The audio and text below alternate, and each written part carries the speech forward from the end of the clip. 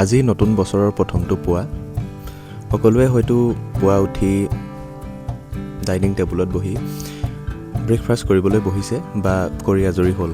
যদিহে কেনেবাকৈ ভিডিঅ'টো ব্ৰেকফাষ্ট কৰি থকাৰ সময়তে চাইছে তেন্তে সঠিক সময়তে পাইছে।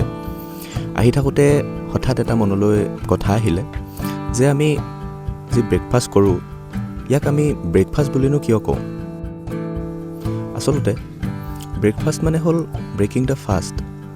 ব্ৰেকিং মানে হ'ল ভংগ কৰা আৰু ফাষ্ট মানে হ'ল উপবাসে থকা। ৰাতি আহাৰ খোৱাৰ পাছতে সকলোৱে শুই যাওঁ আৰু পুৱালৈকে আমি একোৱেই নাখাওঁ।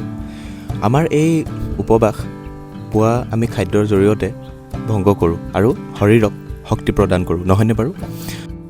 কিন্তু ইণ্টাৰেষ্টিং কথাটো হ'ল আমি আজি এই নতুন বছৰৰ প্ৰথম পুৱাত আমি অকল আমাৰ খাদ্যৰ উপবাসেই ভংগ কৰিম নে আমি আমাৰ জীৱনত অন্যান্য যি উপবাস ৰাখিছোঁ, কিবা এটা কাম কৰিম বুলি নকৰা, কিবা এটা কাম আধাতে এৰি দিয়া, কৰিমগৈ বুলি থকা এই সকলোবিলাক আমাৰ উপবাস আমি এই নতুন বছৰৰ প্ৰথম দিনটোৰ পৰাই আৰম্ভ কৰিব পাৰোঁনে বাৰু?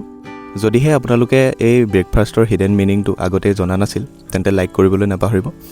বন্ধুবৰ্গলৈ নতুন বছৰৰ শুভেচ্ছাৰে এই ভিডিঅ'টো শ্বেয়াৰ কৰিব পাৰিব আৰু মোৰ চেনেলটো ছাবস্ক্ৰাইব নকৰাৰ কেনেবাকৈ যদি উপবাস লৈছে তেন্তে আজি এই উপবাস ভংগ কৰাৰ সময় আহি পৰিল আৰু চেনেলটো ছাবস্ক্ৰাইব কৰিবলৈ নাপাহৰিব। Very happy new year to everyone. Thank you. See you in the next one.